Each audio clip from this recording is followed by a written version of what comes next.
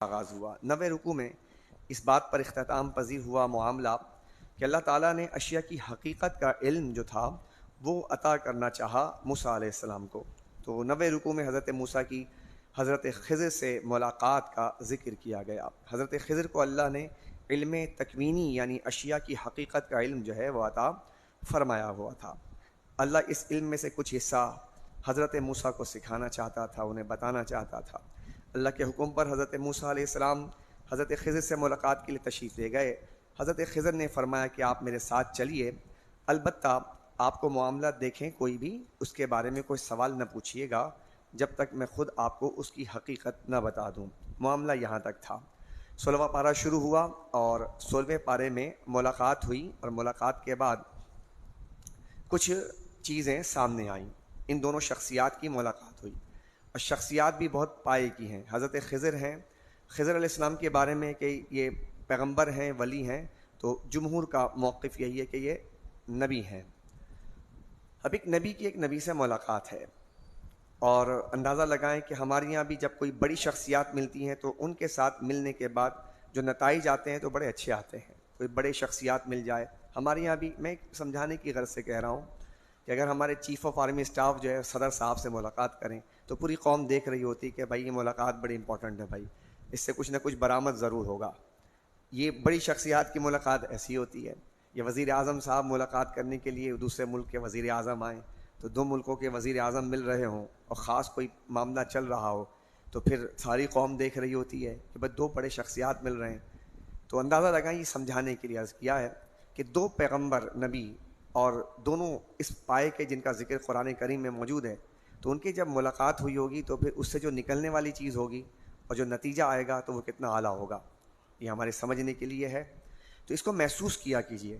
اگر آپ ان واقعات کو صرف ایسے ہی آپ سمجھیں گے کہ شاید یہ واقعہ تھا کوئی کتابوں والا واقعہ جو ہماری کتابوں میں لکھ دیا جاتا ہے، تو شاید فیض وہ نہیں ملے گا۔ آپ کو فیض لینے کے لیے ان کی عظمت، ان کی شان اپنے سامنے رکھنی پڑے گی۔ ہوا کیا کہ ان کی حقیقت کی خیر کیا تھی، جو اشیاء ہیں اس کے معاملات کیا تھے۔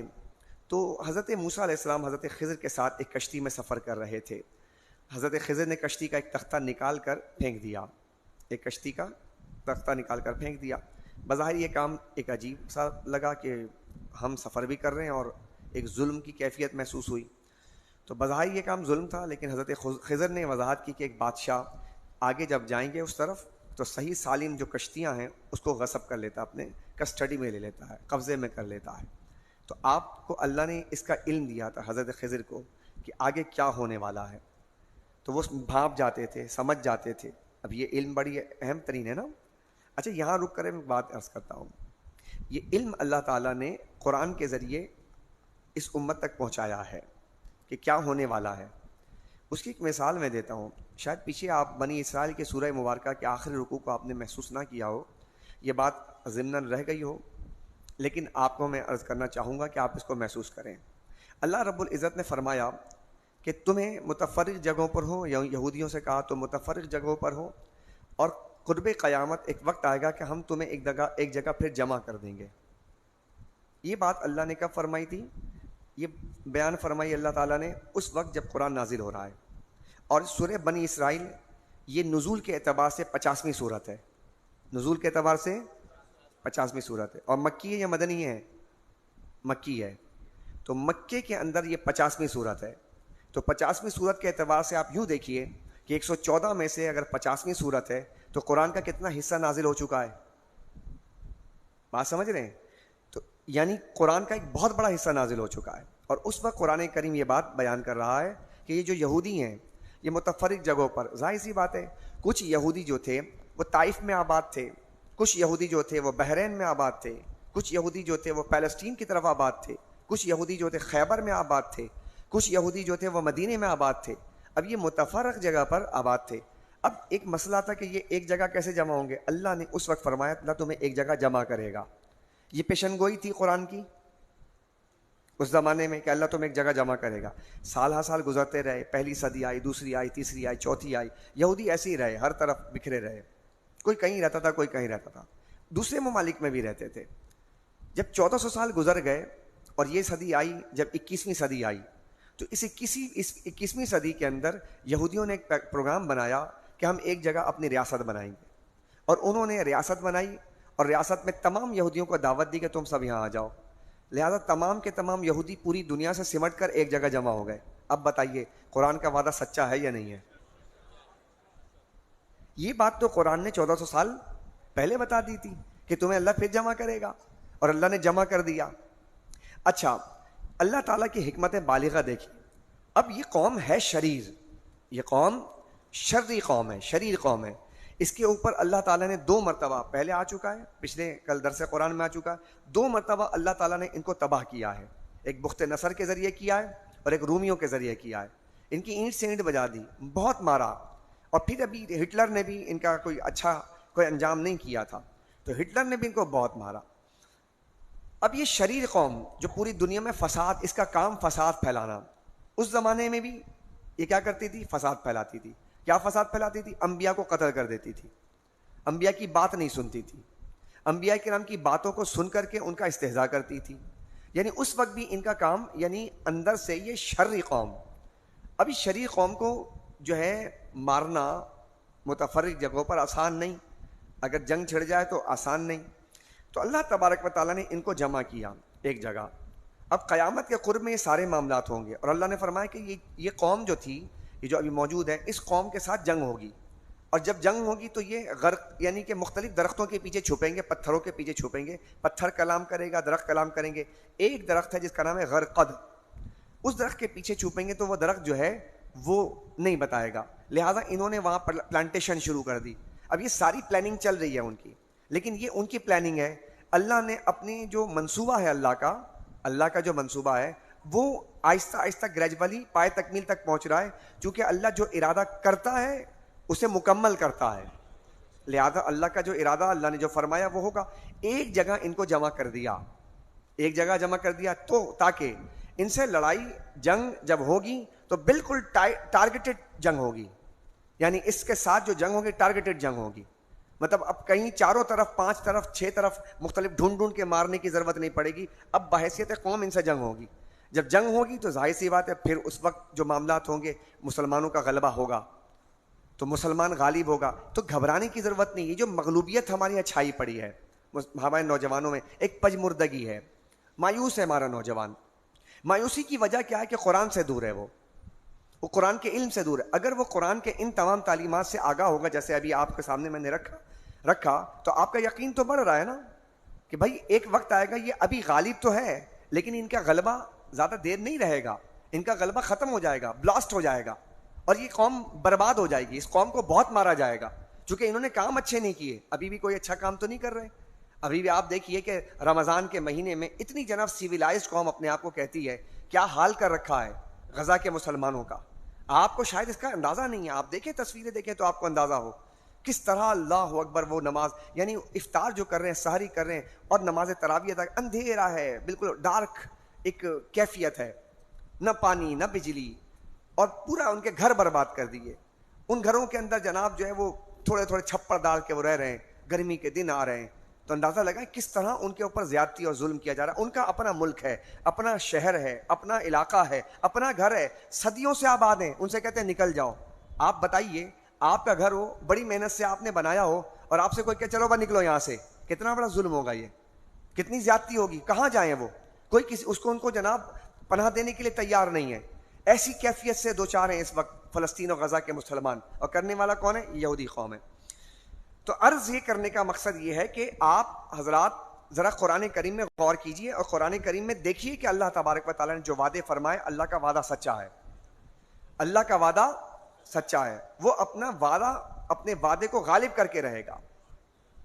آپ بات سمجھ رہے ہیں؟ اب یہاں پر حضرت خضر علیہ السلام کی ملاقات ہوئی، کشتی میں سوراخ کر دیا، یہ ایک ڈنڈا وہ تختہ نکال لیا اور یہ بتا دیا. پھر آگے گئے، گویا ایک تختہ ضائع کرنے کے بعد وہ کشتی جو ہے وہ بچ گئی. اس کے بعد آپ آگے گئے، ایک بچے کو حضرت خضر نے قتل کر دیا. بظاہر قتل کرنا تو بڑا یہ ظلم ہے، لیکن بظاہر یہ قتل ناحق تھا. لیکن حضرت خضر نے بتایا کہ اس بچے نے بڑے ہو کر اپنے والدین کے لیے وبال جان بن جانا تھا. اب بچے جو ہوتے ہیں، بچے، ان کی تربیت جو ہے، یہ تربیت 6 سال تک تو ان کی جو تربیت ہے، اب چونکہ بچے کا بھی ذکر آیا، اب اس میں جو تکوینی حالات بتائے جا رہے ہیں اس میں ہمارے لیے بہت کچھ سیکھنے کے لیے ہے. بچے بگڑتے کیسے ہیں، کب بگڑتے ہیں؟ ابھی آپ کے پاس میں ایک سروے آپ کے سامنے رکھتا ہوں. اس سروے کو آپ، چونکہ ابھی تک کی جتنی گفتگو ہے اور موضوع بھی سورہ کہف میں یہی ہے، شکر اور صبر، شکر اور صبر، اسی کو سامنے رکھیے. 45 سال کے جتنے لوگ بیٹھے ہوئے ہیں، 45 سال یہ سے ابو، ٹھیک ہے، 25 سال سے ابو جتنے لوگ بیٹھے ہیں، ان کی تربیت کا ایک جنریشن علیحدہ ہے. میں ان کی بات نہیں کر رہا جو 45 سے اوپر ہے، 25 سے 45 سال. ابھی 2 کیٹیگری کی بات کر رہا ہوں. ایک کیٹیگری وہ ہے جو 25 سے 45 سال کی ہے، اور ایک کیٹیگری وہ جو میرے سامنے بیٹھی ہے، یہ زیادہ 12 سال سے لے کر 25 سال ہے. اب ان دونوں میں فرق دیکھیے گا. ہم بچپن میں دیکھتے تھے، یعنی ابھی بھی دیکھتے ہیں کہ ہمارے ہاں ایک لفظ بار بار بیان کیا جاتا تھا، اللہ خیر کرے گا، اللہ مالک ہے، اللہ بہتر کرے گا. آپ کو یہ جو جملے ہیں نا، یہ جملے آپ کو پتہ ہے کن کی زبان سے ملیں گے؟ آپ کو یہ جملے 45 سال 40 سال 35 سال کے لوگوں کی زبانوں سے ملیں گے. بڑے تو کر رہے ہیں، بزرگ جو بیٹھے ہوئے ہیں ان کی زبانوں سے تو نکلتا ہے. اب اس سروے کو آپ سمجھیے گا، یہ سروے جو میں آپ کے سامنے پیش کر رہا ہوں، کہ آپ کو کبھی بھی گھر میں کوئی دقت آتی، کوئی پریشانی آتی، مصیبت آتی ہے، تو اللہ خیر کرے گا. گھر میں یہ جو بچے ہیں یہ بھی اس کو سیکنڈ کریں گے کہ ہمارے ماں باپ جو بات کر رہے ہیں، وہاں پر جب گفتگو ہوتی ہے، کوئی پریشانی آ جاتی ہے، کوئی قرض ہو جاتا ہے، تو ہم اپنے گھر میں دیکھتے ہیں کہ ابا اماں کو سمجھا رہے ہیں، اللہ کی بندی خیر ہو جائے گا، ٹھیک ہو جائے گا، اللہ بہتر کرے گا. جملے سنتے ہیں، آپ سنتے ہیں نا؟ اب یہ ایک سروے میں نے آپ کے سامنے رکھا. اب دوسرا سروے آپ دیکھیے گا، 25 سال سے انڈر 25 ایئرز، آپ ان کی زبان سے یہ جملے نہیں سنیں گے،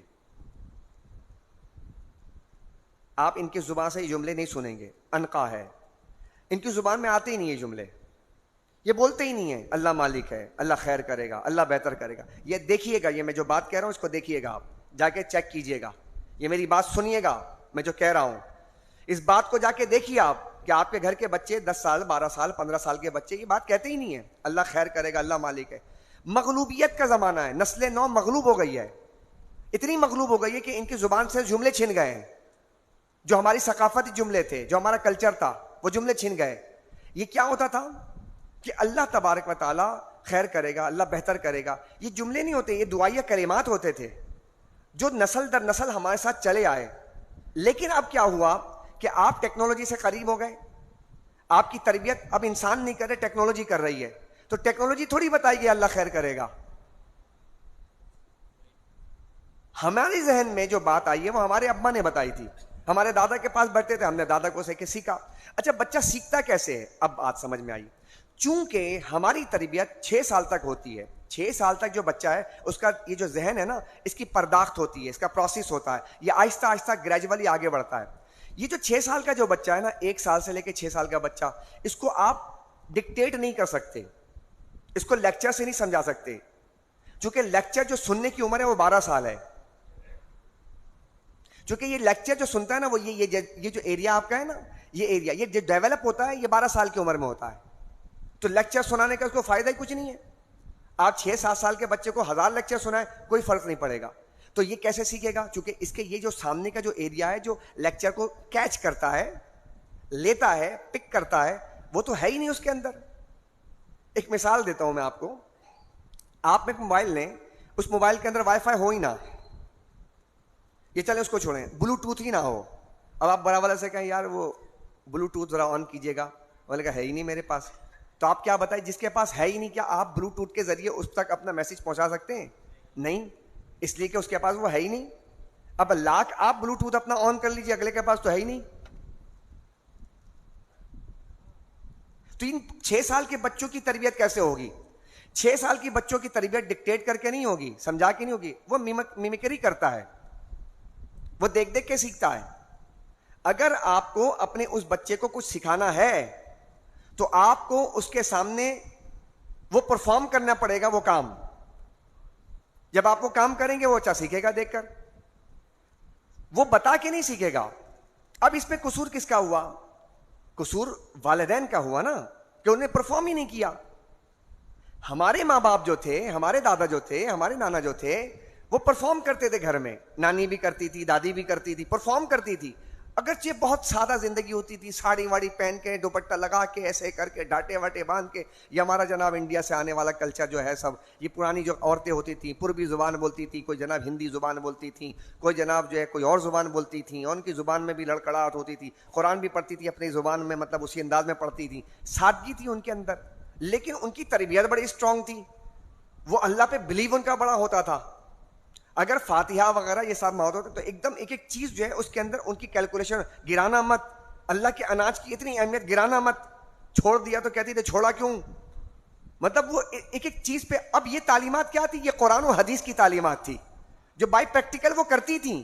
اب ہمارے یہاں کیا ہو رہا ہے؟ لیکچر سن لو بھائی، اور تمہارے لیکچر سنانے سے تھوڑی ہوگا. تربیت ہوتی ہے قوم کی جب آپ کے گھر میں آپ کے پیرنٹس جو ہیں اس کو پارٹیسپیٹ کر رہے ہوتے ہیں. یا ہوا ہم سے غلطی ہوئی، ہم نے بہت بڑی غلطی کر دی. اب بچے ہمارے، ان کی تربیت ہو نہیں رہی.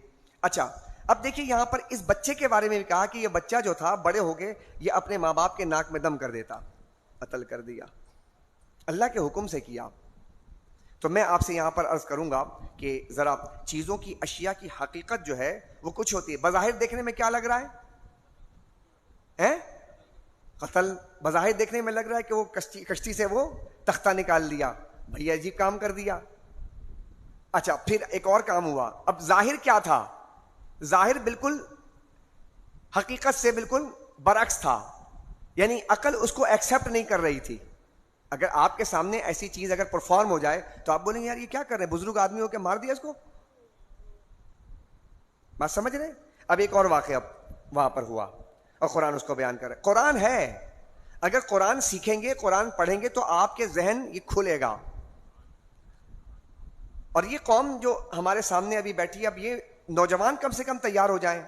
اب ہمارے بزرگ حضرات جو ہیں وہ ٹھیک ہے اپنی جگہ پر تھے، لیکن اب جو ہے دنیا بدل رہی ہے، دنیا بدل رہی ہے. اگر آپ اپنا پرانا پیٹرن لے کر چلیں گے تو دنیا کا ساتھ نہیں دے سکتے آپ. اب آپ کو بھی بدلنا پڑے گا، آپ کو اپنی رفتار بڑھانی پڑے گی. کچھوے کی چال سے نہیں ہوگا کچھ، رفتار بڑھاؤ. ہم تو جناب، میں پھر عرض کر رہا ہوں کہ مسئلہ اس کا ہے نہیں. مسئلہ یہ ہے کہ ایک 20 منزلہ پہ ایک شخص ہے اور نیچے کھڑے ہو کر ایک بندہ آواز دے رہا ہے، تو آپ بتائیں اس کی آواز کیسے پہنچے گی؟ اب نیچے والا کہتا ہے یار میں شاید لگتا ہے میرے اندر دم نہیں ہے، شاید میں آواز نہیں پہنچ. بات وہ نہیں ہے، بات یہ کہ ڈسٹینس بہت زیادہ ہو گیا ہے. اس قوم کو کیسے سمجھائیں گے آپ؟ جو قوم سمجھنے رات بھر گیم کھیلنا ہے اس نے. آپ دیکھیں حرم کے اندر جا رہے ہیں بچے اور حرم میں بیٹھے ہیں، سامنے کعبہ ہے، موبائل فون لے کر کے گیم کھیل رہے ہیں. تربیت کہاں تک جا رہی ہے آپ کی؟ روضہ رسول ہے، وہاں ادب ہے. آپ موبائل ایسے لیا پڑا ہے اور موبائل سے کہہ رہے دیکھو روضہ رسول ہے، ہاں سلام پیش کرو، سلام پیش کرو. وہاں پہ تو سانس لینا بھی بے ادبی تھا، وہاں پہ آپ موبائل فون دکھا رہے ہیں، آپ زور سے بول رہے ہیں. کیوں؟ آپ یہاں سے سلام پیش کریں گے حضور کو نہیں پہنچے گا.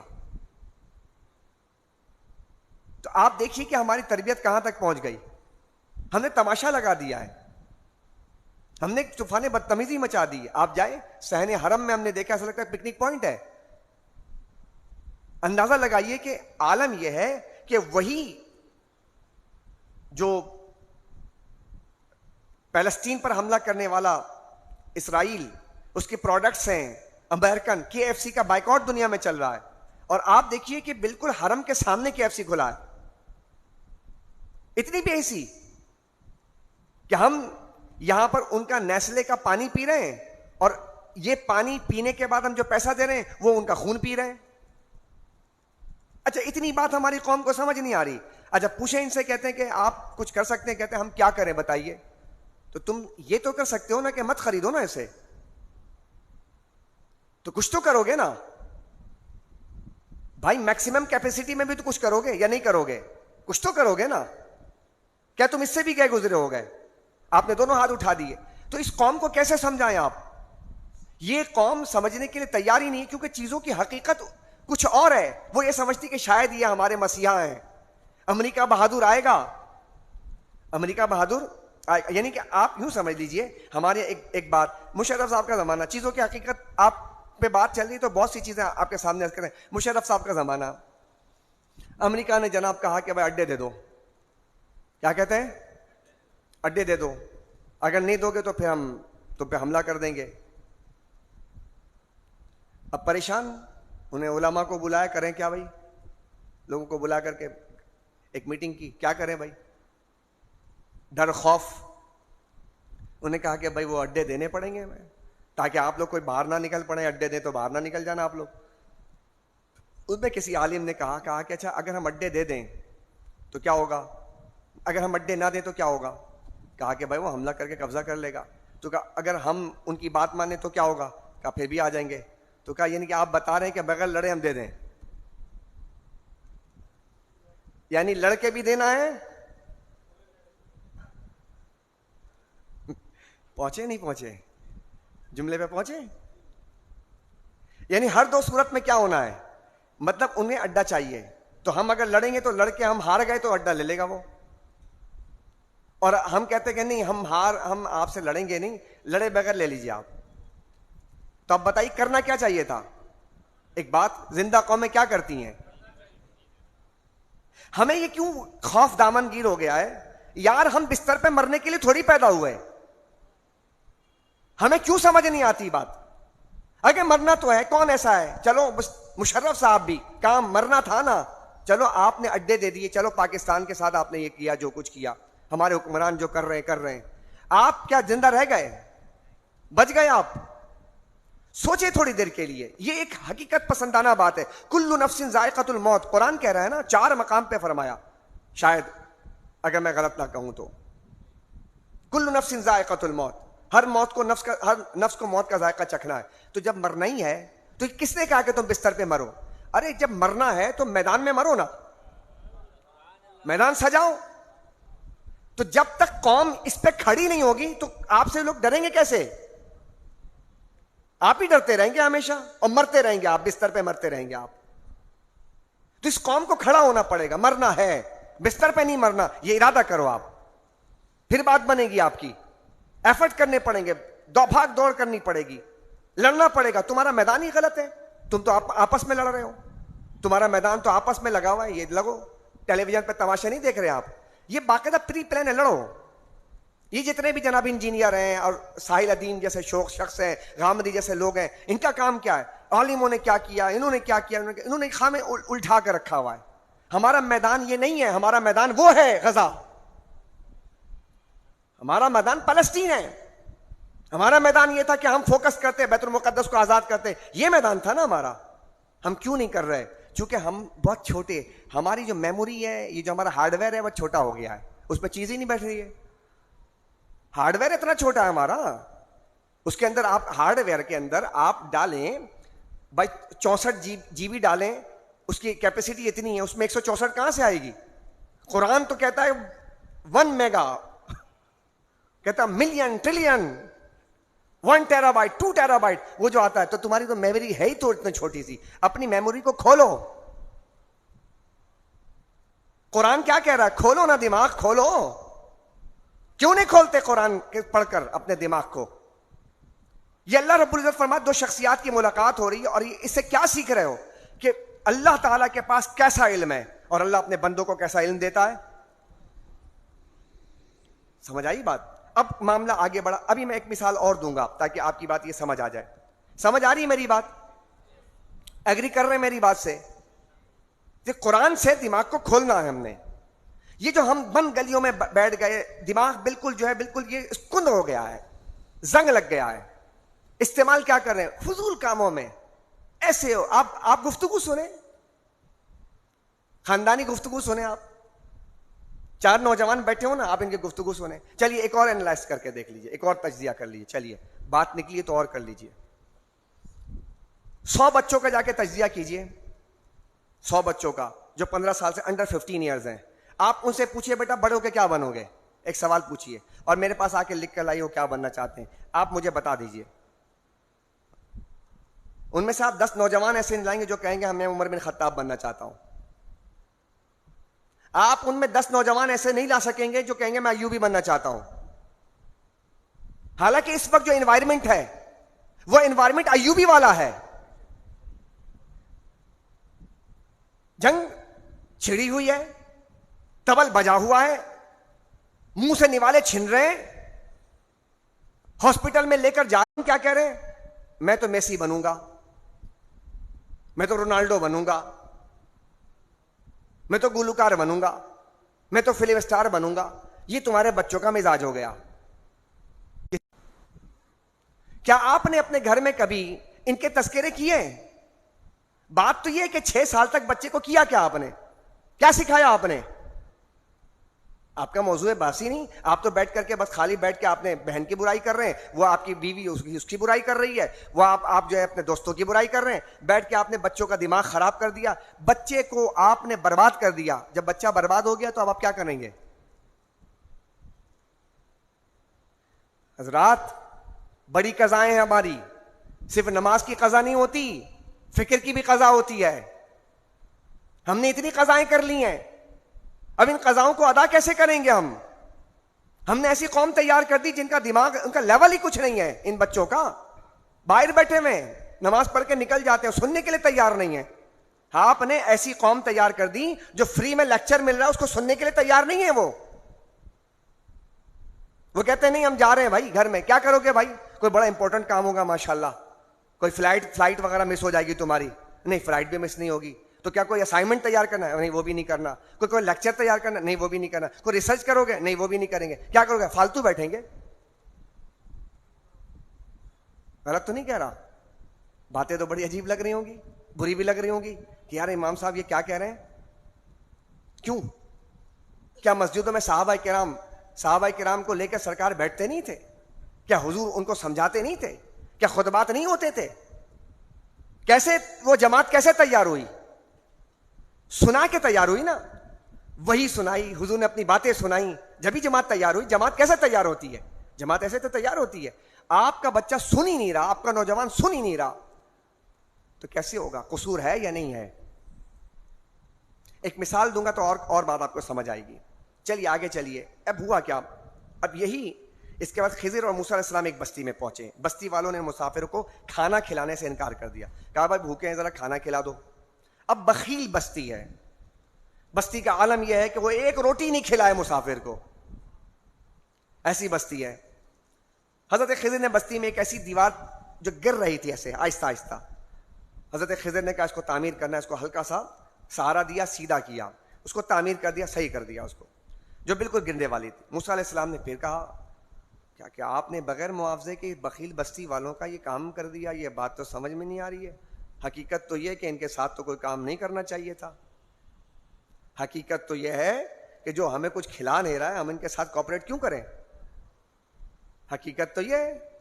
لیکن آپ نے اس کے برعکس ایسا کیا. تو حضرت خضر نے وضاحت کی, اس دیوار کے نیچے 2 یتیم بچوں کی وراثت ایک خزانے کی صورت میں دفن ہے. اگر دیوار گر جاتی تو بخیل بستی والے کے ہاتھ آ جاتی اور اس کے ہڑپ کر جاتے. اس لیے میں نے ان 2 بچوں کی وراثت کے اور جو پیچھے خزانہ آ رہا تھا اس کو محفوظ کر دیا. اب میں آپ سے ایک بات عرض کرتا ہوں. سمندر کے کنارے ایک بچہ بیٹھا. اب یہ مثال کو ذرا غور سے سنیے گا, یہ حقیقت چیزوں کی حقیقت کی بات سمجھ رہے ہیں نا. اب اس مثال کو سمجھیے گا. سمندر کے کنارے ایک بچہ بیٹھا ہے. سمندر کی لہر آئی, بچے کا جوتا چلا گیا. سمندر کے کنارے بیٹھ کر کے اس نے ریت پر لکھا, بچے نے کہا کہ سمندر چور ہے. کیا لکھا؟ سمندر چور ہے. ماہی گیر گیا سمندر میں مچھلیاں پکڑنے, جال ڈالا, مچھلیاں آ گئیں. کہا یار کیا بات ہے, سمندر تو بڑا اچھا ہے. وہ آ کے ساحل پہ لکھتا سمندر مہربان ہے.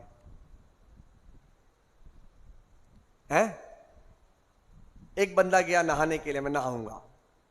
بوڑھی عورت کا بیٹا تھا, نہانے گیا, نہاتے نہاتے آگے نکل گیا, ڈوب گیا. بوڑھی عورت آئی اور اس نے آ کے وہاں پر سمندر کے ساحل پر لکھا سمندر قاتل ہے.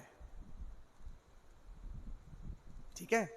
ایک بوڑھا آدمی وہاں سے گزر رہا تھا رنگڑاتا ہوا, اس نے دیکھا ارے سیپ ہے, اٹھایا, سیپ کھولا, اندر دیکھا موتی ہے. اس نے کہا واہ سمندر. اس نے دیوار وہاں سمندر کے ساحل پر لکھا سمندر سخی ہے. 4 آدمی 4 جملے, سمندر ایک ہی ہے.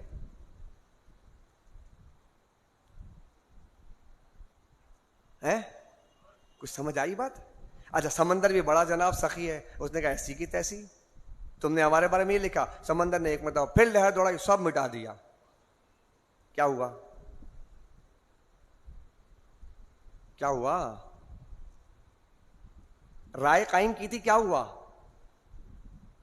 ہر آدمی کے رائے کے پیچھے چلیں اور یقین کر لیں تو ایک کے کہنے کے مطابق سمندر قاتل ہو جائے گا, ایک آدمی کے کہنے کے مطابق سمندر جو ہے چور ہو جائے گا, ایک آدمی کے بعد اب جو جس کو ملاقات, اب بچے سے ملاقات جس نے کی اور بچہ کہا کہ بھائی سمندر کہاں جا رہے ہو, کیا سمندر کے پاس جا رہا ہوں, بچ جانا چور ہے, واپس آ گئے. اب کیا پرسپشن بنا؟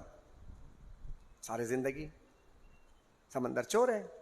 آپ نے اپنی نگاہ سے نہیں دیکھا. یاد رکھیے گا, آپ جب کوئی بات کریں نا یا بات کسی سے سنیں, ہر آدمی اپنے زاویے سے دیکھ کر, اپنے سمت سے دیکھ کر بات کرتا ہے. جب تک معاملے کی تحقیق میں نہ پہنچ جائے رائے قائم نہ کریں, دھوکہ ہو جائے گا. تو اب آپ دیکھیں چیزوں کی حقیقت, حالانکہ چیزوں کی حقیقت اس کے برعکس ہے. اب وہ جملہ سمجھ آیا کہ فرسٹ امپریشن از دا, وہ جو میں نے کل کہا تھا اس کا میں تتمہ کر دیا آج میں نے, کہ میں نے بات بغیر تحقیق کے نہیں کی, غلط نہیں, بالکل ٹھیک بات کہی کہ اگر آپ نے پہلے امپریشن میں ایک بات سیکھی تو آپ کی رائے کیا قائم ہو گئی. حالانکہ سمندر تو ایک جہاں ہے, ایک کائنات ہے, کیا کچھ نہیں ہے اس کے اندر. اللہ نے اس کے لیے نشانیاں بنائی, اس میں پانی چل رہے, دریا بہ رہے, اس کے اندر میٹھا پانی چل رہا ہے. دو وہاں مرج البحرین یلتقیان قرآن بیان کر رہا ہے. ایک عجوبہ ہے قرآن, یعنی کہ سمندر. اور آپ نے سمندر کے بارے میں سمندر قاتل, سمندر سخی, سمندر مہربان, سمندر دھوکہ باز, سمندر جفا کرنے والا, بے وفا, سمندر فلاں, سمندر چور, سمندر ڈاکو, آپ سب اس کے بارے میں کہہ دیجئے. لیکن سمندر اگر دیکھا جائے تو سمندر ایک حقیقت ہے اور اللہ کی نشانی ہے. یہ آپ اگر دیکھیں جو اللہ کی نگاہ, اللہ کے کلام کی روشنی میں دیکھیں تو آپ کو سمندر کی حقیقت کچھ اور نظر آئے گی, اور آپ نے رائے جو قائم کی وہ اور ہے. اسی طرح ہوتا ہے کہ جب آپ ریسرچ کی دنیا میں آتے ہیں تو جو ریسرچ ہوتے ہیں یہ اپنی نگاہ سے دیکھتے ہیں, خدا کے قرآن کی نگاہ سے دیکھیں تو بات کچھ اور نظر آ رہی ہوتی ہے. یہ فرق ہے اینگل کا, یہ فرق ہے اینگل کا. بات چلیے آگے چلیے, اگر ایک اور مثال اگر آپ برداشت کر لیں تو ایک مثال اور برداشت کر لیجیے آپ. بات پھٹے کی آئی, پھٹا نکال دیا آپ نے, حضرت موسیٰ علیہ السلام نے پھٹا نکال. اب اگر میں اس کو بیان کرنے آؤں ایک ایک رکوع کو, تو مجھے ایک رکوع بیان کرنے میں گھنٹہ چاہیے اگر دیکھیں تو, اگر اس کا حق ادا کیا جائے. لیکن اتنے سارے رکوع, اب اندازہ لگائیں کہ 17 رکوع 17 گھنٹے چاہیے, اور ہم 17 منٹ نہیں دے رہے قرآن کو, ہم 17 منٹ دینے کے لیے تیار نہیں ہیں, اور قرآن تقاضا کرتا ہے 70 سال بھی لگا دو تو کم ہے. تو بات کیسے بنے گی؟ اب کرنا کیا ہے, چلیے اسی مثال میں سمجھیں کرنا کیا ہے. ہماری زندگی کم ہے, مقابلہ سخت ہے. اب کوئی 60 سال کا 50 سال کا بیٹا کہہ رہا ہے مولانا صاحب زندگی تو ہماری ایسے گزر گئی, غفلتوں میں, سستیوں میں, گناہوں میں, سیئات میں, اب کریں کیا؟ آپ کر سکتے ہیں, گھبرائیں نہ, پریشان ہونے کی ضرورت نہیں, سلوشن ہے, حل ہے, پریشان ہونے کی بات نہیں, حل ہے. اگرچہ آپ جو ہیں وہ نادم ہو جائیں, شرمسار ہو جائیں اور آئیں تو ذرا قریب, رجوع تو کریں قرآن سے.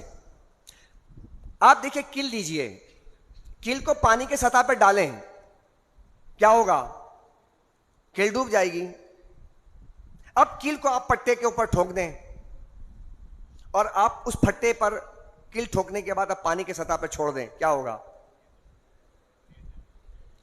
کل وہی کل ہے جو ڈوب رہی تھی, وہی کل ہے جو تیر رہی ہے. دیکھیے کل کو جب ساتھ ملا کسی کا, وہ کسی کمپنی کا کے ساتھ انگیج ہو گیا, ایک کمپنی ہے اس کے ساتھ انگیج ہو گیا. جب وہ انگیج ہوا تو وہ جو ڈوبنے والا تھا وہ تیر گیا. تو آپ بھی اگر ڈوبنے والے ہیں, ڈوب رہے ہیں, تو آپ بھی کسی ایسے کمپنی کو تلاش کیجئے جو تیر رہی ہے. وہ اللہ کے ولیوں کی کمپنی ہے, اللہ کے نیک بندوں کی کمپنی جو تیر رہی ہے. تو کرنا کیا ہے, ڈوب رہے ہیں نا, تو آپ فوراً جناب اپنا تعلق اس کمپنی کے ساتھ کر لیجئے, اس پٹھے کے ساتھ کر لیجئے. آپ نے اس پھٹے کے ساتھ کر لیا تو اگرچہ کل ہے نا, ڈوبیں گے نہیں, اس لیے کہ وہ تیرنے والے اتنے مضبوط ہیں کہ جب پھٹا جو ہے وہ ڈوبنے نہیں دیتا تو یہ اللہ کے ولی کیسے ڈوبنے دیں گے آپ کو؟ سمجھ رہے بات کو؟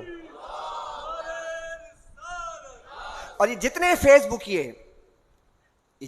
بک یہ بڑے ڈھٹائی کے ساتھ بیٹھے ہوئے ہیں انجینئر اور اس طرح کے لوگ ہیں، ان کا مشن یہ ہے کہ انہی اللہ کے ولیوں سے آپ کو بدزن کر دیا جائے تاکہ آپ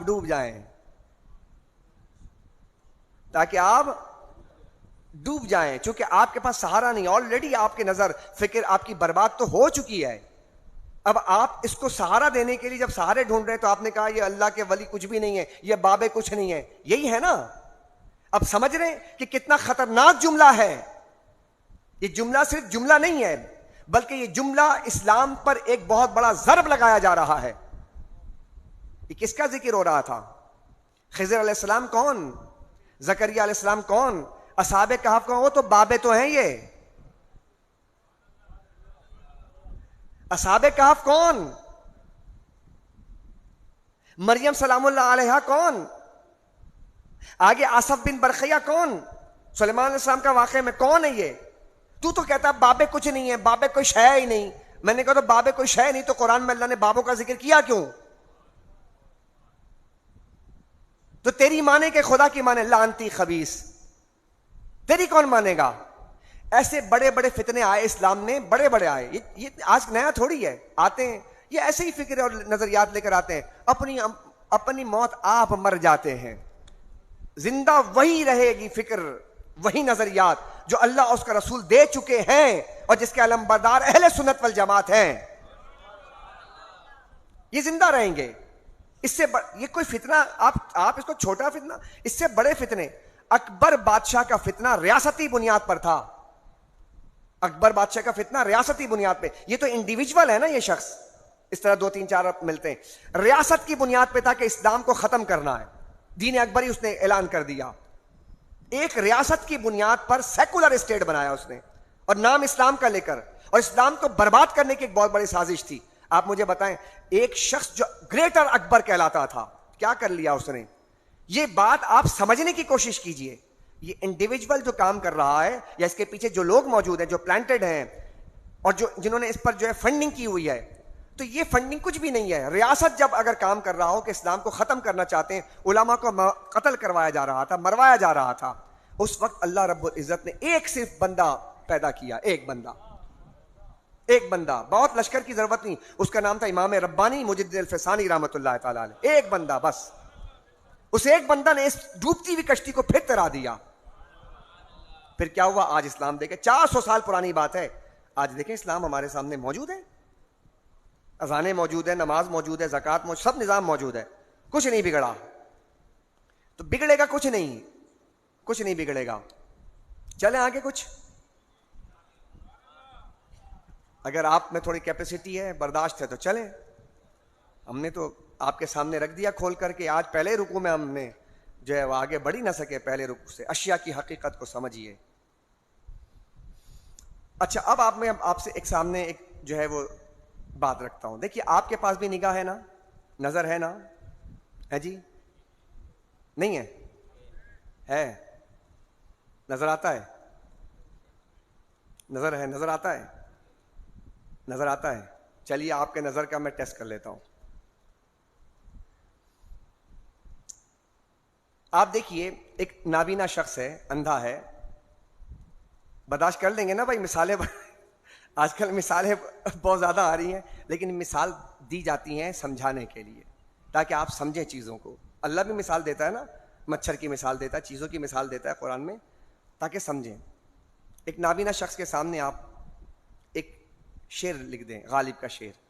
راہ جب پاتے نہیں تو چڑھ جاتے ہیں نالے، رکتی ہے میری تباہ تو ہوتی ہے رواں. اور غالب پڑھا آپ نے یہ کیا شعر ہے جی؟ بڑا شاعر تھا، 200 سال سے جناب پڑھایا جا رہا ہے ہمارے اردو ادب کے اندر. اب اس کا ایک شعر رکھ دیتے ہیں کہ راہ جب پاتے نہیں تو چڑھ جاتے ہیں نالے، رکتی ہے میری تباہ تو ہوتی ہے رواں. اور اب وہ لکھا ہوا شعر ہے، توجہ ہے. اب ایک نابینا کے سامنے رکھیں، اسے کہیں پڑھو، وہ کہے گا تو پتہ نہیں کیا لکھا ہوا، مجھے تو نظر نہیں آ رہا. حالانکہ لفظ لکھا ہوا ہے نا، لیکن اس کو نظر نہیں آ رہا. آنکھ ہے لیکن اس کے اندر نور نہیں ہے، نظر نہیں آیا. اچھا اب آپ ایک لے جائیں، اسی شعر کو لے جائیں کلاس 1 کے بچے کے سامنے رکھیں، کہیں بیٹا پڑھ کے بتا ذرا.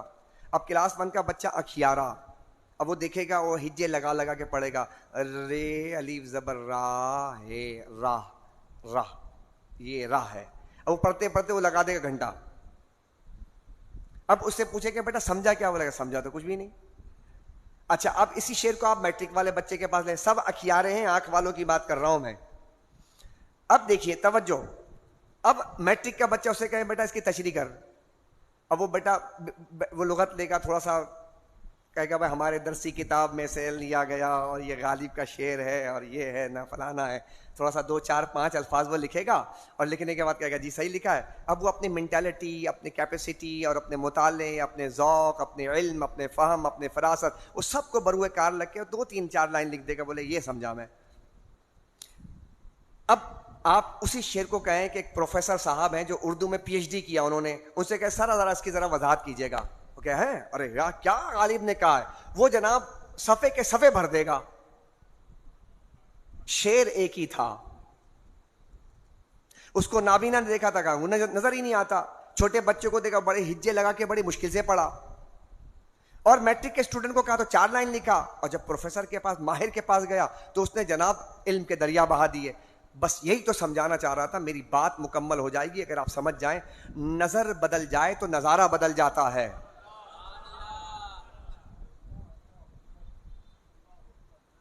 یار بڑے ذوق قسم کے لوگ ہو یار،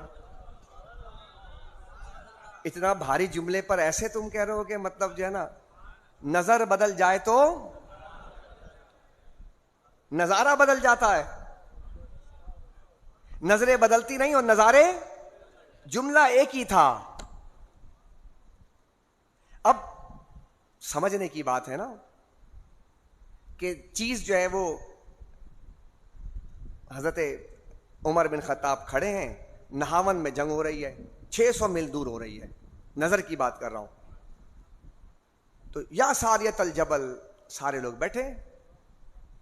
صحابہ نے کہا یا امیر المومنین آپ نے آج یہ کیا کہا یا ساریت الجبل؟ تو جب لشکر واپس آیا تو کہا بھائی یہ حضرت عمر نے ایک جملہ کہا تھا، کہا کہ بالکل ہم نہ پسپائی کی طرف تھے ہمارا لشکر، اور پسپائی کی طرف ہمارا لشکر تھا اور ہم ہار رہے تھے. اچانک جو ہے وہ حضرت سیدنا امیر المومنین فاروق اعظم کی آواز آئی کہ اے ساریہ پہاڑ کی طرف جاؤ، اے ساریہ پہاڑ کی طرف جاؤ. ہم جب پہاڑ کی طرف گئے اور ہم نے اپنے جمعیت کو، مکمل جمعیت کو جمع کیا اور پھر حملہ کیا تو اللہ نے ہمیں کامران اور فتح یاب کر دیا. ادھر سے نظر جا رہی ہے. تم کہتے بابے تو کوئی شے ہی نہیں ہے، تم تو کہتے بابے تو کوئی شے ہی نہیں ہے. تو یہ سب ایک بہت بڑا ایک فتنہ جو اس وقت لانچ کیا گیا اس وقت، اور انٹلیکچوئل انداز میں، یعنی ان کا پرسیپشن کیا ہے، فر انگلش بولیں گے اور بولیں گے ہمیں انگلش بھی آتی ہے صاحب، ایک ٹائی دیکھو لگائے میں، پینٹ لگائے میں جناب، ایسے بال والے، مولوی کچھ نہیں، فلاں نہیں. تو وہ یہ ڈیگریڈ کرنے کے لیے تاکہ آپ کے جو نوجوان نسل ہے جس چیز کو وہ آئیڈیالائز کر رہی ہے وہ ان لوگوں کو آئیڈیالائز کرے اور فارغ ہو جائے. بچیے، خدا را بچائیے اپنے نوجوانوں کو.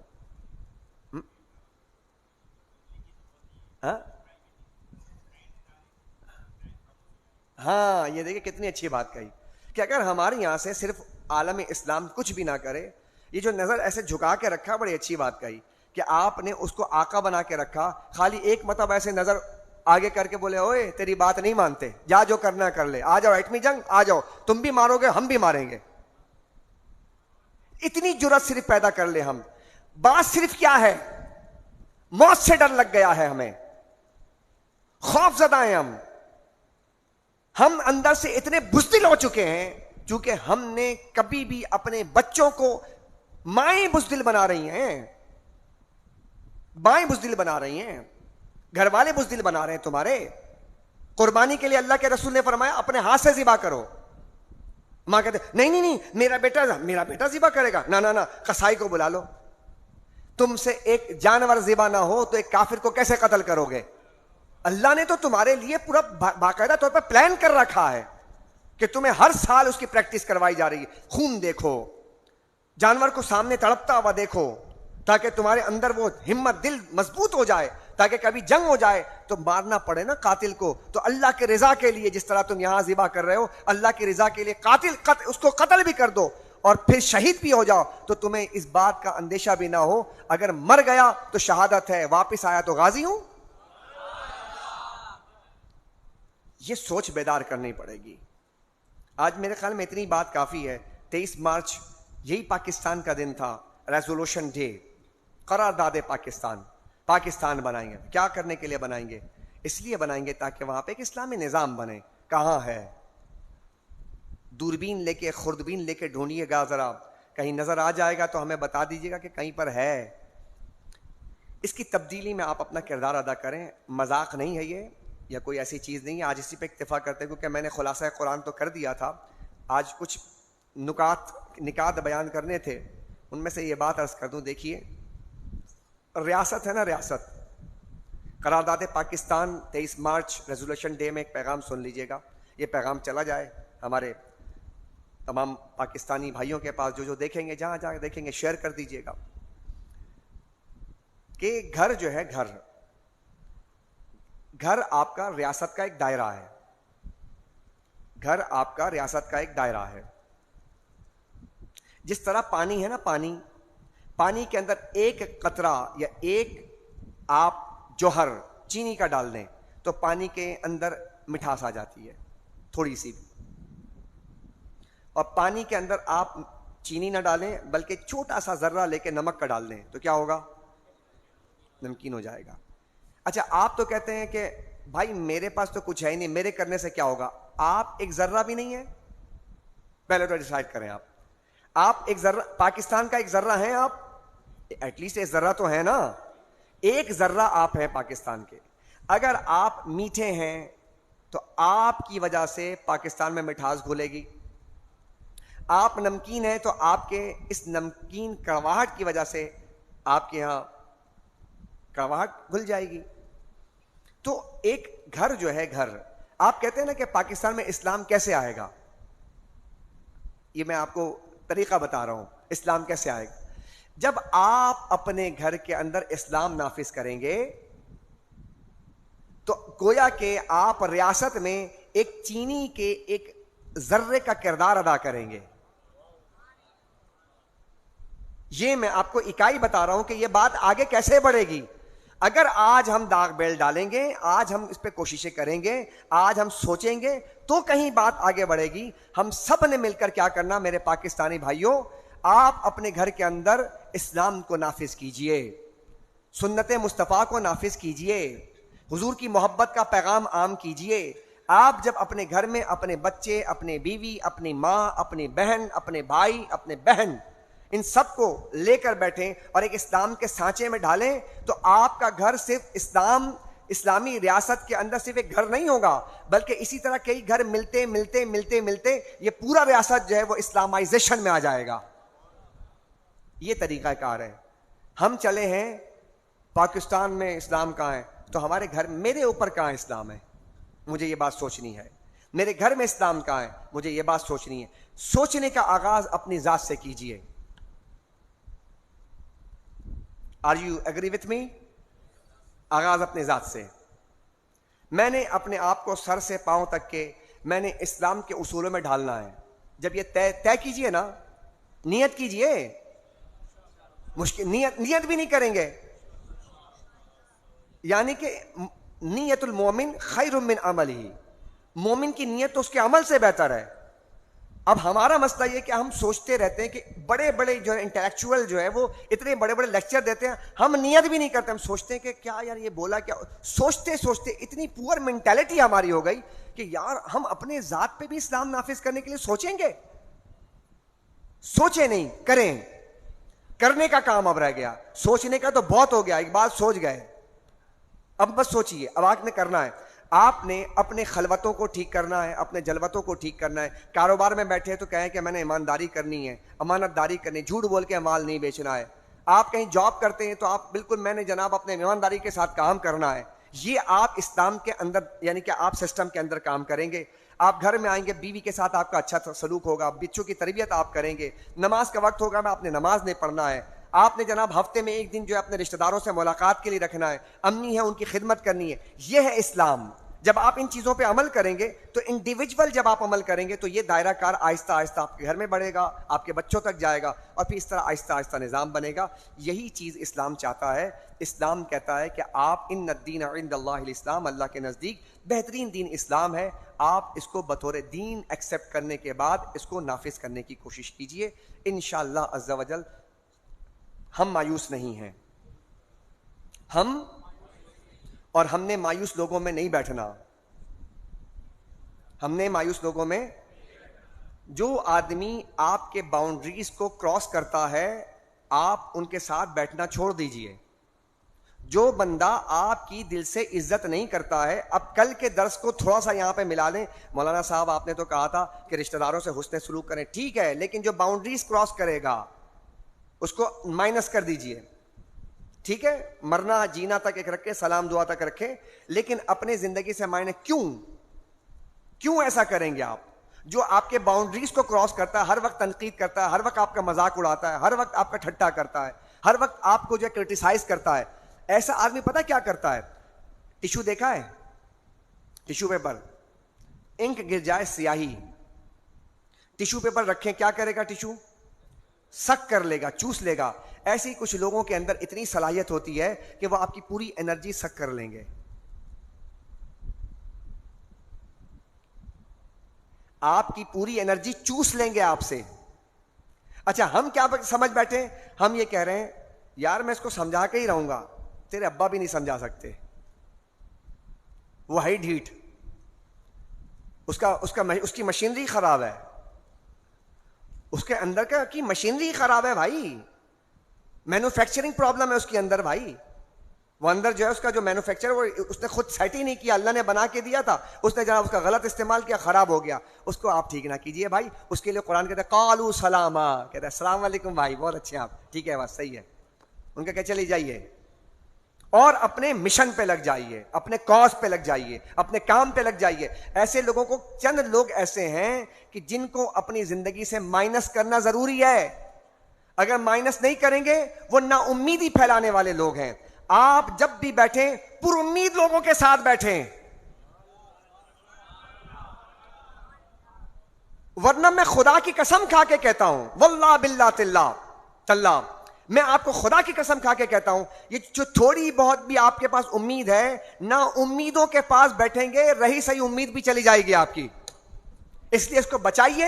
اور پر امید لوگ جو ہیں، نہیں ہے اقبال نا امید اس کشت ویراں سے، ذرا نم ہو تو یہ مٹی بڑی زرخیز ہے ساقی.